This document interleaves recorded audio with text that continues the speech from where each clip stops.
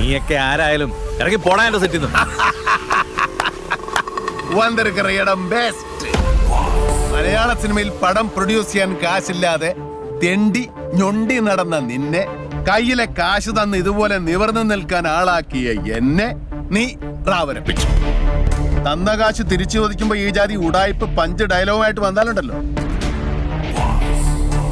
ഉള്ളംകാലി മുള്ളാണിയടിച്ച് നടുറോട്ടിലിട്ട് ഇലുവരപ്പിക്കും ഞാൻ.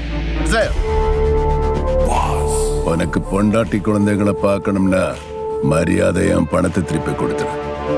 மவனே கொலை காண்ட்ல இருக்க, കൊല്ലാമ വിട മാട്ടേ.